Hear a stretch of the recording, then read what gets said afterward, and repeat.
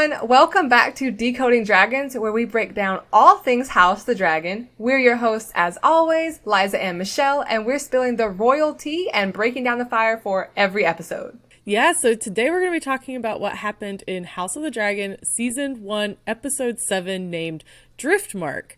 What did you think of this week's episode?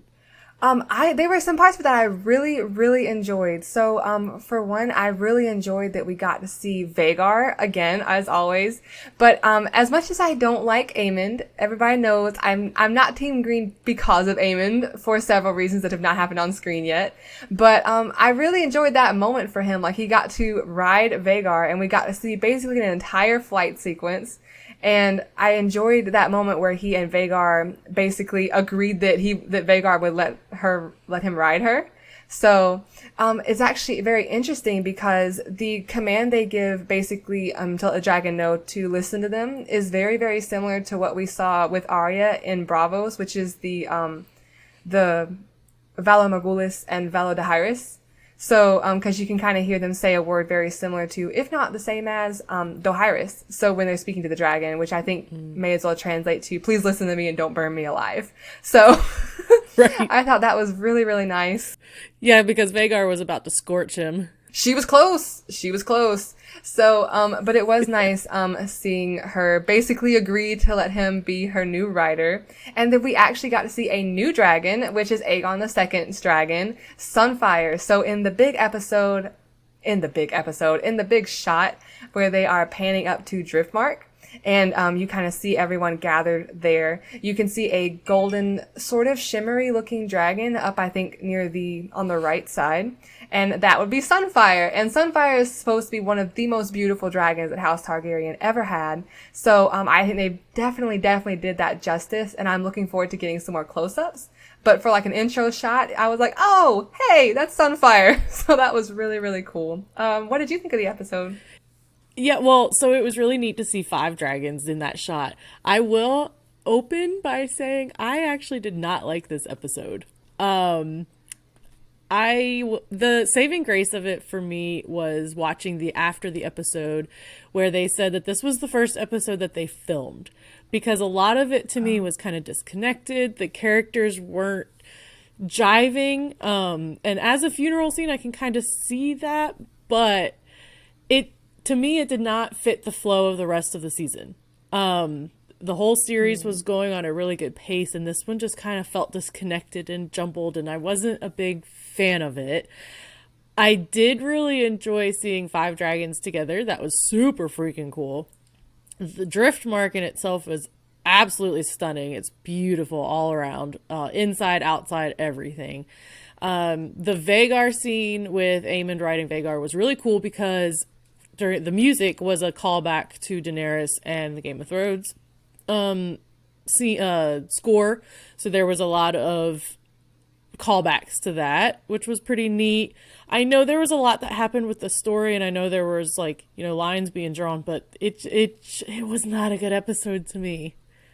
I get it. And I did kind of pick up on that a little bit. I sort of chalked it up to, like you said, it being it was a sad occasion for everyone. And for another thing, I thought it was really interesting seeing the funeral traditions on Driftmark. So we got to see Tywin's funeral earlier in Game of Thrones. So it was nice seeing the different proceedings in different parts of Westeros. So I thought that was really nice.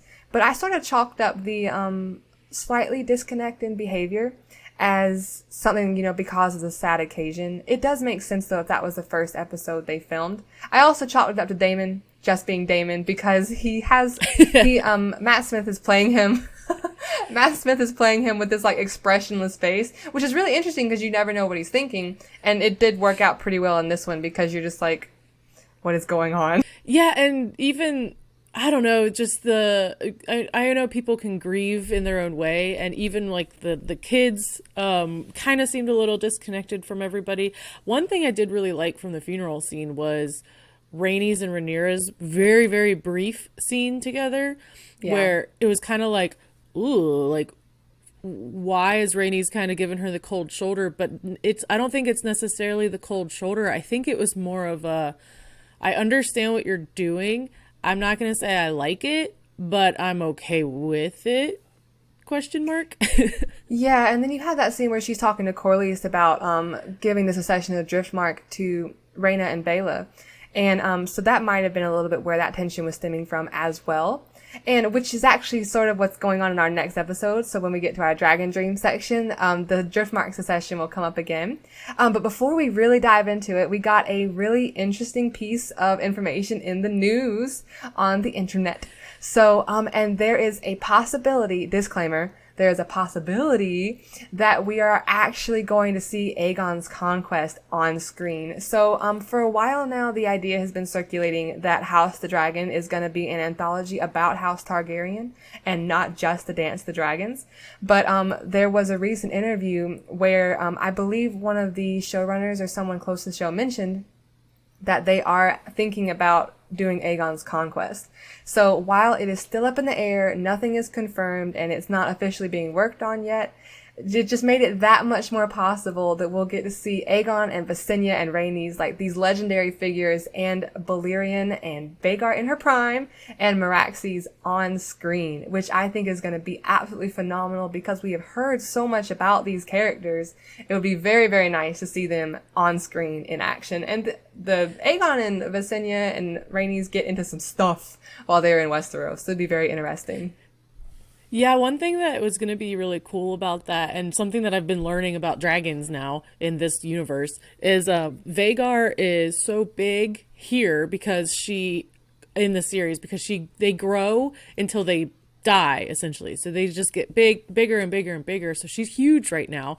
So if we do see Aegon's Conquest, she's actually going to be a little bit smaller. She's like 130 years old in House of the Dragon. But that's also why you kind of see her struggling to kind of hold her weight, because she's older, and she is heavy. Like, she's big. It's hard for her to fly and get up to her. But one thing that I'm interested in, and I don't know if she's going to last all the way through Dance of the Dragons, but if she does partake in Dance of the Dragons, she's going to be at a little disadvantage because she's going to be a little bit slower because she's so big. But then once she gets going, it's like, woo, get out the way, because all the other younger dragons are going to be much faster and much more agile, but she's going to be like a force to be reckoned with. It's cool to see that kind of difference. And you bring up a really good point, because I think Otto mentions it. Aemond may or may not know exactly what he did when he got Vhagar on Team Green, because Vhagar is the oldest and strongest living dragon, and I believe the older they get, the hotter their fire burns as well. And so now the dragon riders on Team Green, as far as dragon size and experience, they're a little outweighing the dragon riders on Team Black, on Team Rhaenyra's side, right? Except for Caraxes. Caraxes has some battle experience as well. But Vhagar being on Team Green is a huge, huge deal when it comes to turning the tide of the war. So definitely keep an eye on those proceedings. And with that dragon information in mind, we are going to jump into our blood section and really get to going on the juice, the tea, and the details.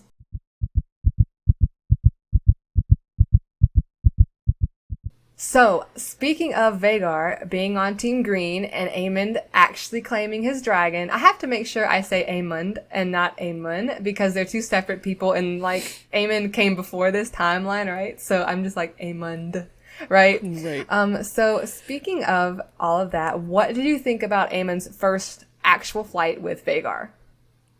So I do appreciate that he was determined.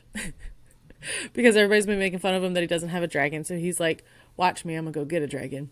I also found it super interesting that claiming a dragon is not necessarily, the Targaryen tradition is to put the egg in the crib and have them like grow up together, essentially. That's not necessarily how you get a dragon, like it's not your dragon necessarily just because you kind of grew up with it. I like that we saw claiming a dragon could be just that. Like, she's my dragon now. I claimed her. I rode her.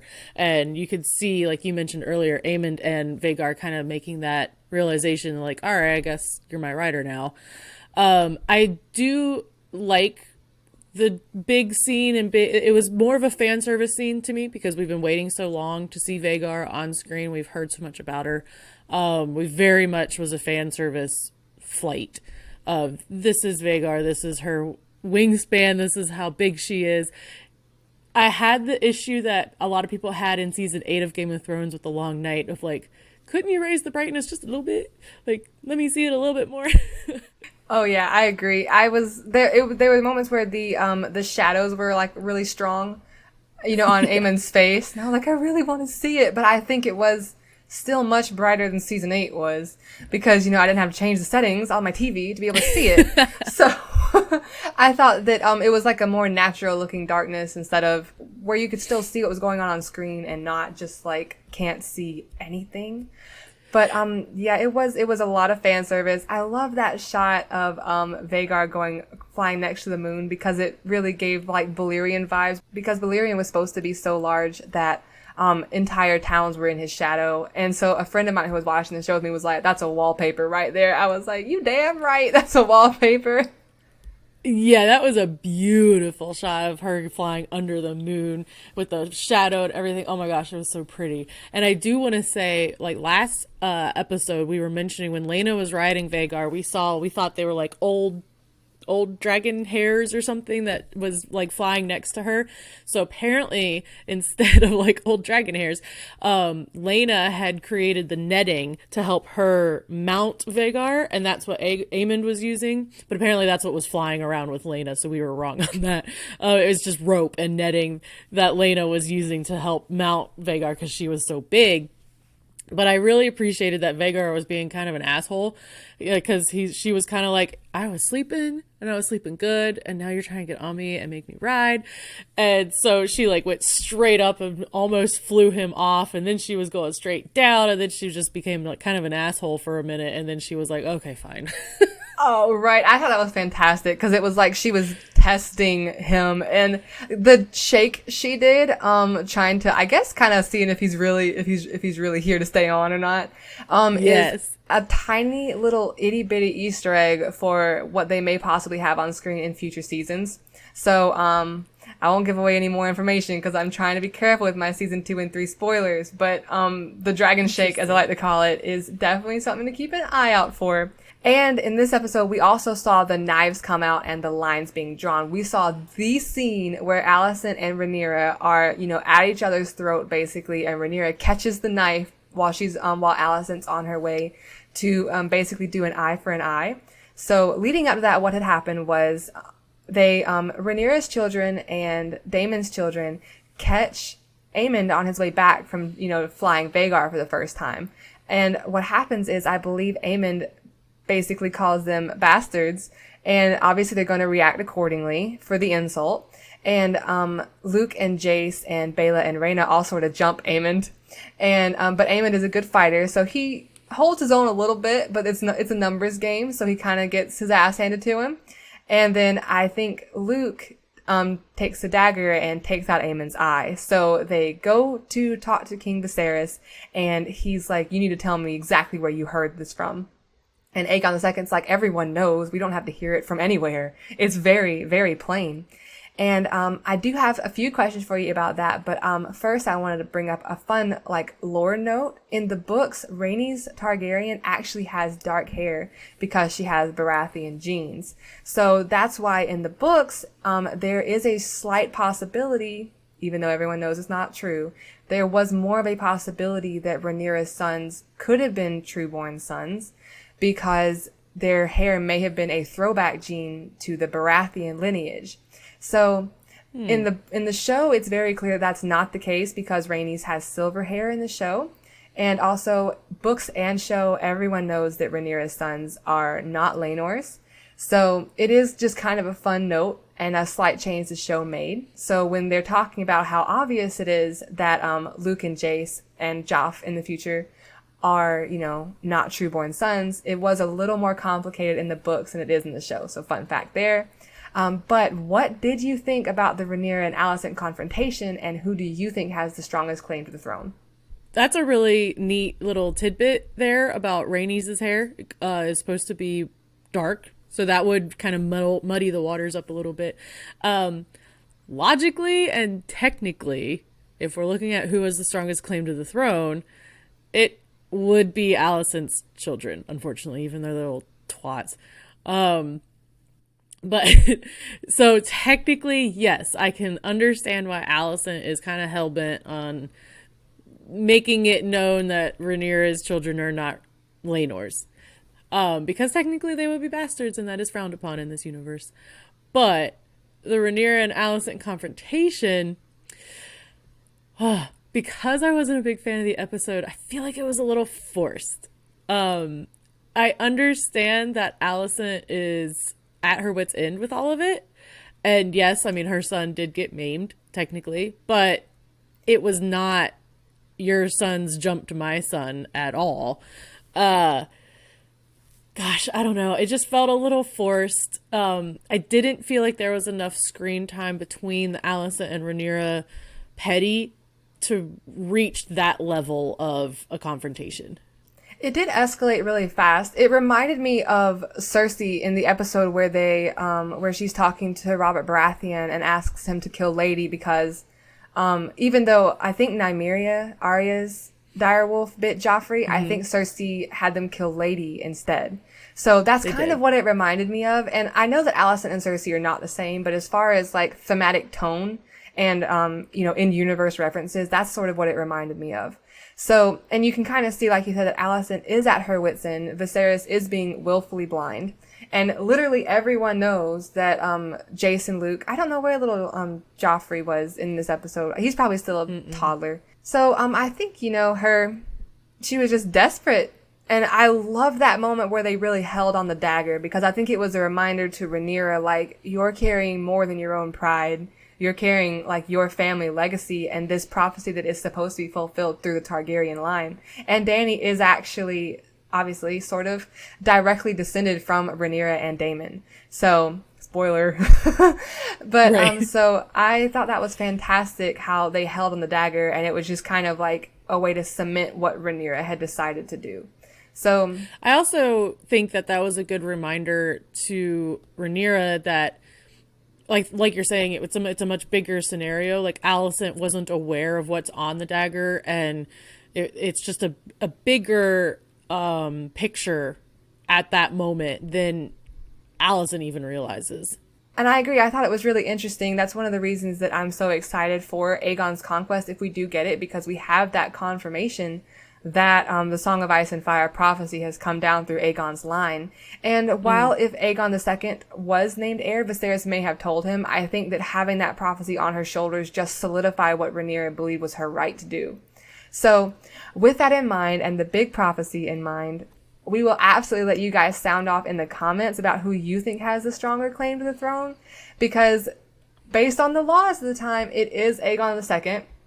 But based on Viserys' wish and Rhaenyra's station as named heir, it's Rhaenyra's.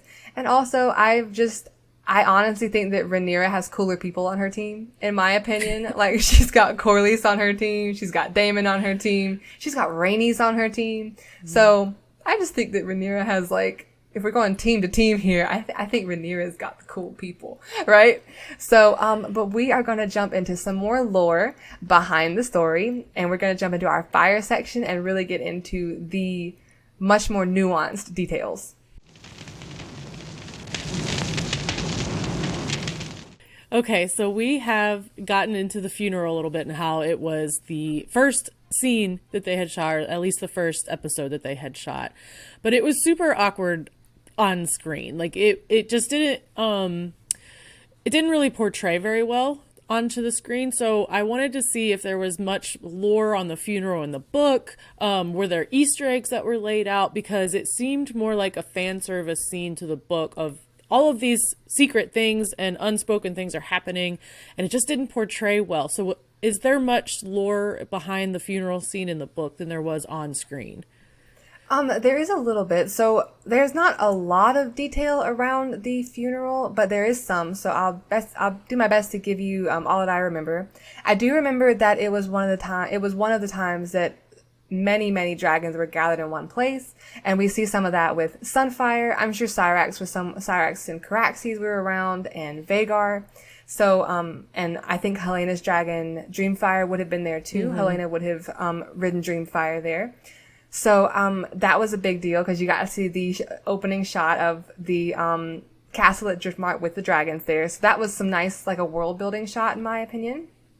And then they definitely fleshed out some more of the tradition of Driftmark's funeral services. So that was interesting. But you do see some of the tension between Aemond and Daemon arising. So because Aemond is the one basically speaking the words at Laena's funeral, and you can see everybody reacting to him like he's being long-winded, but I really liked the service. Like, I thought it was like a wonderful tradition and tribute to their house. And then Daemon starts chuckling somehow in the middle because they start making some pointed jabs. I think it was at Rhaenyra's children, so they start making some pointed jabs.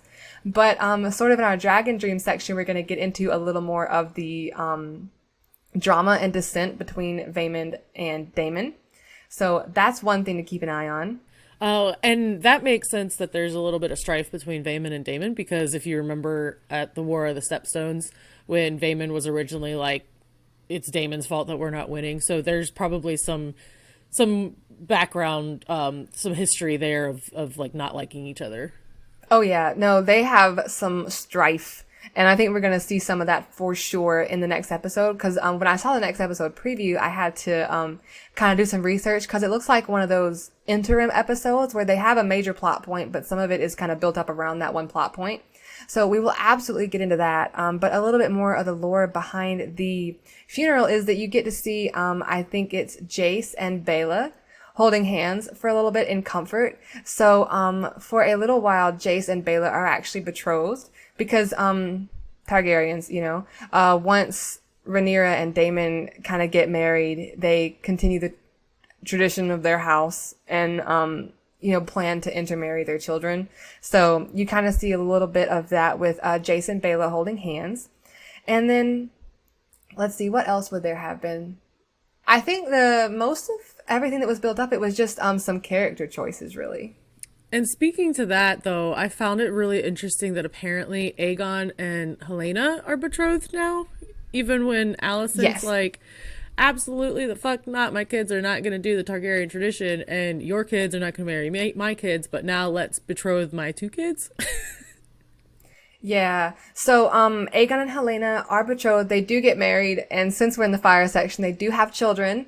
So, I thought that was nice that they touched on that at this episode. So that is another bit of lore as far as they kind of gave us a heads up that that's going to go down.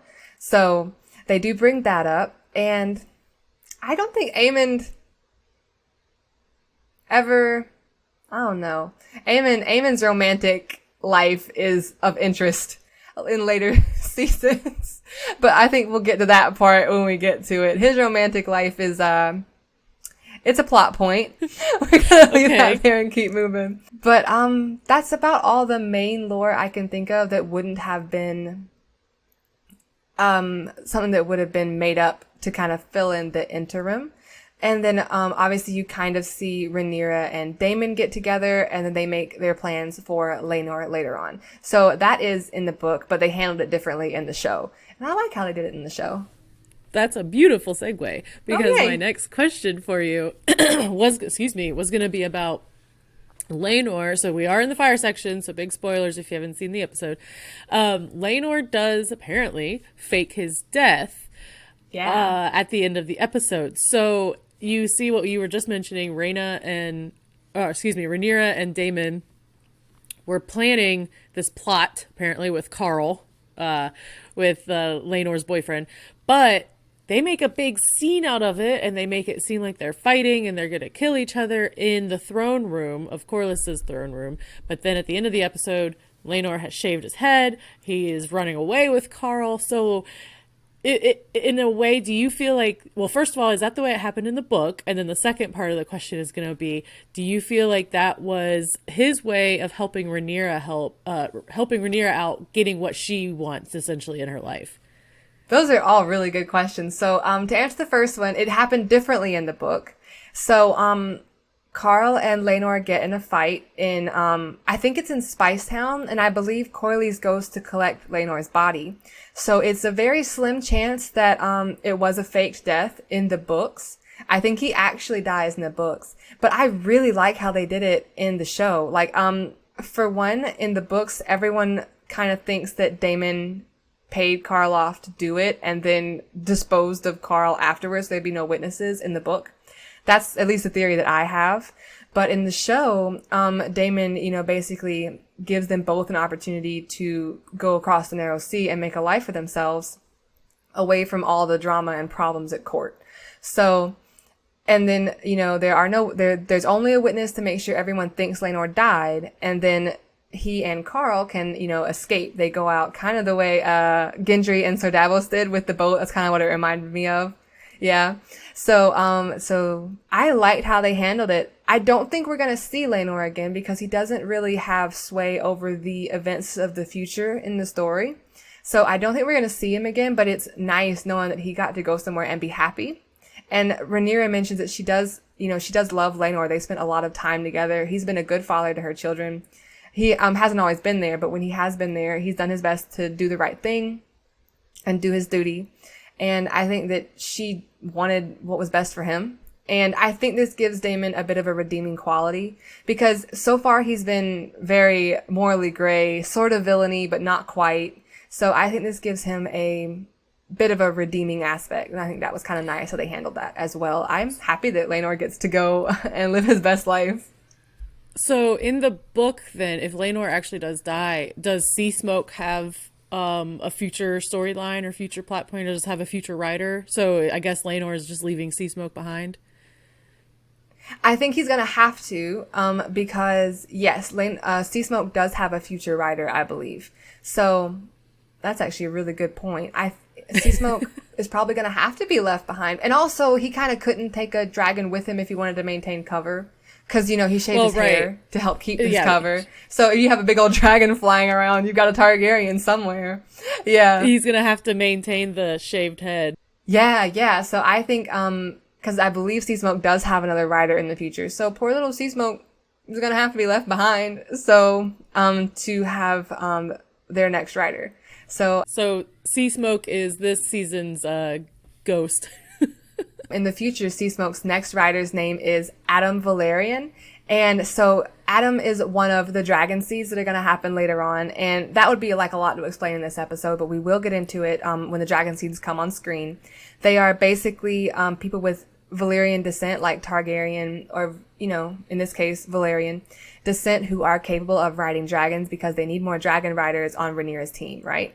So Aemond Valerian is one of the dragon seeds. Supposedly, he's one of Laenor's kids, but it's rumored he's one of Corlys's kids. So, he's actually Seasmoke's next rider. So Seasmoke won't be alone forever. Seasmoke won't be lonely for long. There's another rider coming Seasmoke's way. It does kind of suck, though, for, Rhaenys and Corlys. They think both of their kids have just died in the same week. Yeah. Yeah, and I was thinking about that is gonna be a secret to keep, and that's because they're gonna mourn Laenor, and Rhaenyra and Daemon both know he's alive, but they can't tell him. So it's just gonna be something else to add to the pile of secrets that Rhaenyra and Daemon have kept together.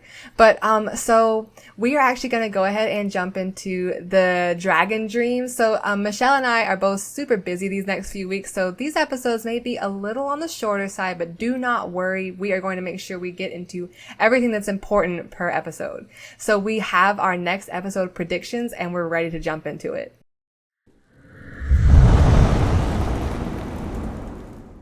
Okay, so we have officially completed the year of the Red Spring with Laenor's supposed death. But he's out there living his best life right now. So the next thing you're going to see, based on the episode preview, they mentioned that Corlys has fallen ill. So what happens is he gets very, very sick. In the books, it's with a fever. They might do something different. As with all this stuff, creative license is an option. But it brings up the question of succession for Driftmark. So since Jace, Rhaenyra's oldest son, and supposedly Laenor's oldest son, is supposed to inherit the Iron Throne, traditionally it would go to Lucerys, or Luke, that we call him. We call them Jace and Luke. So it would traditionally go to Luke. However, Vaemond, who we've seen on screen several times, challenges this, and he wants to be heir to Driftmark because of Rhaenyra's situation with her sons. They are obviously not her trueborn sons. So he challenges the succession, and it's gonna kind of put even more pressure on the fact that Jace and Luke shouldn't be part of the succession for the Iron Throne or Driftmark. It's going to put even more pressure on the situation that everyone thinks they're bastards, and just kind of double down on the tension and the drama we've been seeing. So in the book, what happens is Daemon actually seizes and executes Vaemond, but we're going to see how it happens in the show, how the show handles it, because they have made some noteworthy deviations from the book lore to the screen. And so far, I've liked them. I've been here for the changes they made. So we will see how the show handles it. But since there's been this long-running strife between Vaemond and Daemon, I think it'll be interesting to kind of see how all that plays out. We also see a dinner. We see like a Targaryen Valyrian family dinner here a little bit, because you've got there's going to be another time jump. So I think the only actors that are changing in this time jump are the kids. So I think Jason Luke's actors have jumped up in age, and I think we might see like Joffrey now that he's old enough to be in the scene. And then we have a new Aegon and a new Aemond. And Aemond and his eye patch looks menacing. So while I don't like the character, I am one of those people who I love to hate my hateable characters, right? Like I am here to dislike a character. Like Crispy Crispin, I have dubbed him Crispy Crispin. He started out in some kind of situation that was somewhat understandable, but then he just kept going. And now I remember why I did not like him in the book, right? So, I've called him Crispy Crispin, but I'm here to hate some hateable characters. It's a whole lot of fun, and Aemond is one of those characters I just can't stand, but I'm excited to be able to not stand him, because he's got the look down, he's got the eye patch, he's got the smug smirk, he's got the rude, mean way of saying shit. So I am excited to see adult Aemond. And Aegon still looks kind of like a twerp. That's just my personal opinion. Two things. So I did appreciate that Aemond was a good fighter. It was surprisingly, even though, it was a game of numbers, but like he was holding his own. So all of the bullying is kind of paying off. And then the second thing is super not in relation to that was a kind of an Easter egg for Daemon and Rhaenyra at the end, when they were doing the blood ritual, I guess you could say, tradition. Something like that. It was some sort of traditional Targaryen blood ceremony, something. Yeah. Their outfits that they're wearing is a callback to the Dragon Keepers, and it's intentional because it's supposed to be such a traditional ceremony and thing that they're doing, the Valyrian thing. I think it's a Valyrian thing that they're doing the blood ceremony. It's a callback to the Dragon Keepers outfits because they are Targaryens and they're going to fight fire with fire.